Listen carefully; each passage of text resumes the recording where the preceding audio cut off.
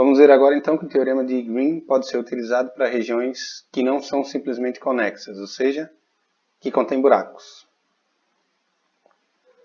Diferente, né, do teorema fundamental para integrais de linha. Temos aqui então a região com buracos. Como é que a gente faz, né, para poder utilizar o teorema de Green para dizer que ele é válido? Bom, a gente faz o seguinte, divide, como a gente fez com as regiões que não eram simples, a gente faz com a região com buraco. Eu posso dividir, será para ser um segmento de reta, usando, por exemplo, dois segmentos de reta aqui. Essa região aqui pode ser uma região, vou chamar de D1, essa aqui de D2. Ele só separou aqui, observe que o caminho de fora está no sentido anti-horário, mas o de dentro está no sentido horário, né?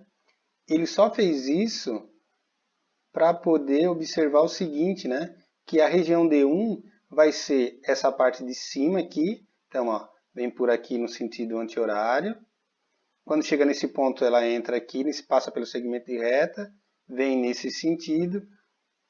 Então, essa parte de cima forma a região D1 e a parte de baixo, ó, é no sentido anti-horário, entra aqui, também continua no sentido anti-horário, forma a minha região D2. Sendo assim, eu tenho que a região D é D1 união com D2. No material ele usou D' e D duas linhas. Eu vou usar D1 e D2 aqui. E aí, então, a integral dupla da região D, a derivada de Q em X, menos a derivada de P em relação a Y dA, eu posso agora dizer que é a integral dupla da região D1 mais a integral dupla da região D2. Integral dupla da região D1, a derivada de Q em relação a X, menos a derivada de P em relação a Y, dA, mais a integral dupla da região D2, da derivada de Q em relação a X, menos a derivada de P em relação a Y, dA. Aí observem que a região D1 é formada por esse pedacinho aqui de cima, eu vou chamar um C1', mais esse pedaço que eu posso chamar de C3, aqui seria menos C3, aqui C4 e aqui menos C4, segmentos que eu utilizei. Então essa primeira integral aqui seria uma integral de linha, de C1', né? Esse pedaço de cima, observem quem é que forma a região C1, ó. Desculpe, a região D1. É C1', C3 e C4. E mais esse pedaço de C2 aqui, que eu vou chamar de C2'. Só o pedaço de cima aqui, ó. Então seria C1', união com C3, união com C2', união com C4. Isso forma a região D1, de P dx mais Q dy. E aí quem forma a região D2, né? Eu vou chamar esse cara de baixo de C2', 2. Observe que C2', união com C2', formam C2, né? E aqui embaixo C2', e C2', união com C'1, formam o C1 de fora todo, né?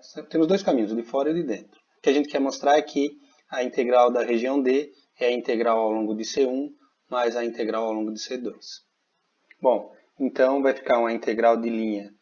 Observe que também está girando no sentido anti-horário, a região D2, o caminho que forma a região D2, então é C2', união com menos C4, união com C2', união com menos C3. Ô Antônio, por que tu não botou menos C'2 aqui, né? Porque esse pedaço do caminho não é igual de cima, não é simétrico. Não é como um segmento de reta aqui, né? Então esse cara aqui pode ser um formato diferente do formato de baixo, então não posso indicar com o mesmo nome. E aqui, P dx mais Q dy. Porém, se a gente for observar aqui, como não deixam de ser uniões de caminhos, eu posso observar o seguinte, ó. Eu posso quebrar em várias integrais de linhas, porque é a união de caminho, a gente sabe que a integral de linha de união de caminho é a integral de cada caminho, né? Então vai ser a integral de C1', P dx mais Q dy. Aí eu vou fazer de propósito, eu vou pegar o C duas linhas da outra lá, porque eu vou quebrar em várias integrais, mais a integral de C duas linhas 1, P dx mais Q dy. Aí aqui eu vou pular o C3, eu vou pegar o C duas linhas 2, C' 2, mais a integral de C', vou botar até em vermelho, a integral de C' 2, P dx mais Q dy, mais a integral de C duas linhas 2, P dx mais Q dy. Porém, quando eu for fazer a integral de C3, vai se anular com a de menos C3 e a de C4 com a de menos C4. Com isso, nem eu vou escrever elas, porque vão se anular. E aí a gente fica, então, com essa integral com essa, C1' com C duas linhas 1, forma C1. Então, vira a integral de C1 de P dx mais Q dy, mais... E quando eu faço a união de C1' com C duas linhas 2, C1' 2 com C duas linhas 2, vira a integral de C2 P dx mais Q dy. Então, de fato, a integral dupla da região D da derivada de Q em relação a x menos a derivada de P em relação a y, dA, é a integral de C1 P dx mais Q dy mais a integral de C2 P dx mais Q dy. Ora, mas quem é C1 união com C2? O caminho, né? O caminho que forma a região D, que é a integral de linha de C de P dx mais Q dy, onde C é C1 união com C2. Então, de fato, mesmo com regiões com buracos, eu posso utilizar o teorema de Green.